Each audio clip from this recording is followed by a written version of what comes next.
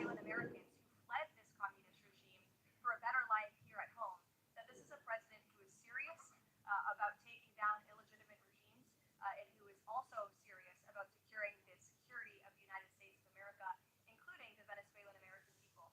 And I would just add that this is something that not just Republicans and President Trump have talked about for a very long time, but it is also something that Democrats have advocated for. In 2020, Chuck Schumer said that at the time President Trump had not brought an end to the Maduro regime. The Maduro regime is more powerful today and more entrenched today than it was when the president began.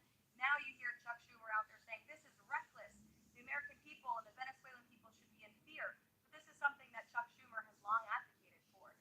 Senator Chris Van Hollen, same thing, had said that the United States is going to use its leverage and influence to push for negotiations to transition to a truly elected leader. This was under President Biden. We know Maduro and his cronies don't want to go quietly into the night. The U.S. needs to work to ratchet up the pressure.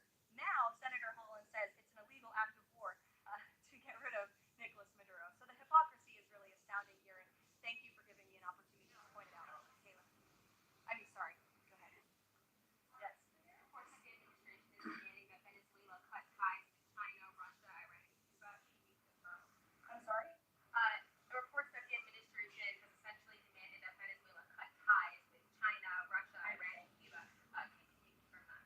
Well, those alleged demands were made in a classified briefing by Secretary Rubio, and I know that there's a lot of leaks coming out of these classified briefings, so I'm not going to confirm or deny or get into what the Secretary has said in classified settings to members of Congress. But I think that the administration has made it quite clear to the interim authorities in Venezuela that this is the Western Hemisphere, and American dominance is going to continue under this president. There have also been reports that the U.S. could potentially buy Greenland as one potential option on the table. What would such an offer look like? Is there anything monetarily you could provide? Anything there? Well, that's something that's currently being actively discussed by the president and his national security team. And I would point out that the acquisition of Greenland by the United States is not a new idea. This is something that presidents dating back to the 1800s have said is advantageous for America's national security. The president has been very open and clear with all of you and with the world that he views it in the best interest of the United States to deter Russian and Chinese aggression in the Arctic region. And so that's why his team is currently talking about what a potential purchase would look like. Why not rule out taking it by military force?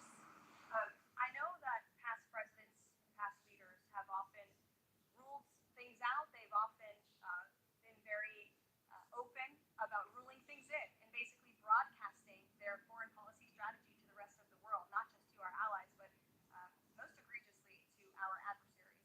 That's not something this president does.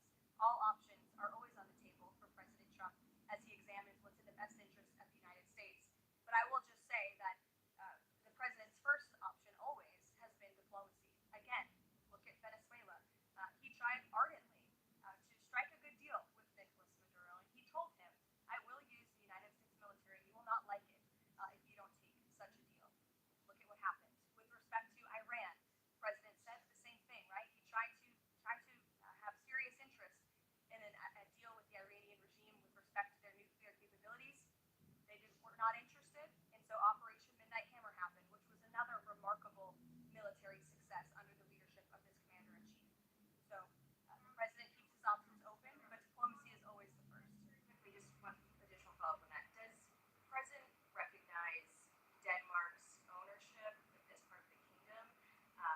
Because there have been some Republican senators questioning, the claim that Denmark has to Greenland. Is the president in that camp with them, questioning the legality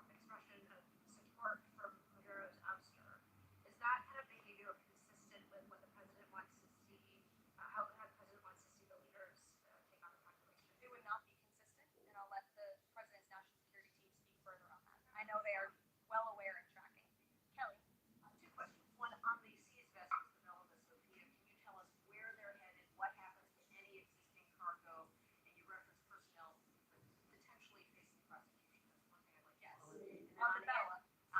yes, okay. And on Annie's question, if I can also ask, does the administration believe that the interim regime should release all political dissidents and prisoners and return detained Americans?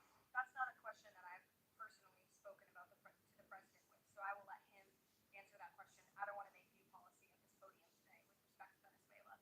With respect to the two ships that you mentioned, I spoke with you about the Bella One. There was another vessel this morning, the Sophia, that in coordination with the Department of War, the Department of Homeland Security apprehended it. This is a stateless, sanctioned, dark fleet motor tanker, and this occurred without incident. This vessel was operating in international waters and conducting illicit activities in the Caribbean Sea. The U.S. Coast Guard is escorting the Sophia to the United States for final disposition. To answer your question, Kelly, directly, this was through Operation Southern Spear. The Department of War is unwavering in its mission to crush illicit activity in the Western Hemisphere. And as the President has repeatedly stated, we're going to defend our homeland and restore security and strength across the Americas. Dasha. Dasha. Caroline, thank you and happy New Year. Thanks, you Two too. questions, one on Venezuela, one on Finland. You repeatedly at the podium called the current leadership of Venezuela interim leadership. There are Republicans and Democrats alike that say they want to see elections in Venezuela. The president has said it's too soon to do that right now, but is there a timeline for elections in Venezuela? Is he committed to seeing that this year, for example? You just said the president has answered that question, so I will reiterate what the president has said a few times now to all of you, which is that it's too premature and too early to dictate a timetable for elections in Venezuela right now. South Carolina, you just talked to Jackie about diplomacy first, right? The Danes have repeatedly said they are willing to collaborate on all of the concerns that the president has, whether it's more troops, mineral rights, intelligence sharing. Why does the president feel he needs to own Greenland and not and put out the threat of military action when this could be done through diplomacy? Well, who said diplomacy isn't taking place behind the scenes, Sasha? I mean, the president is interested in diplomacy. His national security team is as well. And of course, he's always willing to pick up the phone for everybody and hear out their concerns. But the president is the president of the United States of America, and he's always going to be very clear about what he views as being in our nation's best interest. Reagan. Caroline, I have a question for you on Venezuela, and then I'd love to ask you about Minnesota and Tim Walz. Sure. On Venezuela, I'm wondering, does the administration hope to start sending more Venezuelan migrants back home, or have them self-deport if the situation in the country improves? As far as I'm concerned, the policies of the Trump administration and the Department of Homeland Security have not changed. All those illegally present in the country are subject to deportation. And I would just like to add how we got here. The president was very clear on the campaign to the American public, and it's one of the many reasons they resoundingly reelected him back to this office, that he was not only going to crush foreign drug cartels, but that he was not going to stand by and watch as the illegitimate Venezuelan regime was sending illegal criminals and gang members and rapists and murderers to our country, which happened to the tune of thousands under the previous administration and president. And so there could be nothing more America first than this operation that took place last week. And I would just remind all of you in this room that there were innocent Americans like Jocelyn Nungare who lost their lives at the hands of dangerous Venezuelan criminals who were sent here by the Maduro regime. And that has been the president's North Star and guiding principle throughout his entire policy since January 20th. Minnesota. Does the administration believe that Tim Walz potentially dropped out of the governor's race because he could be under criminal investigation? I don't know if there's a criminal investigation. If there was, I wouldn't be able to comment on it from up here, to be honest with you. But I think Tim Walz probably dropped out of the race because he realizes he no longer has the support of the people of his own state, which is a remarkable downfall considering he was the #2 on the Democrat Party's ticket just about a year ago. When it comes to Minnesota, the fraud that we have seen, the wide scale of fraud, is really remarkable. It's egregious. I would encourage every single journalist in this room to go to Minnesota and to cover it yourselves. As for the Trump administration, we have officials who have been on the ground almost every day. Secretary Noem was there yesterday. Secretary Besson will be traveling there later this week to talk about the fraud and to do a roundtable on this very topic. And I would just like to leave you with an update. To date, the Department of Justice has charged 98 total defendants in several Medicaid fraud and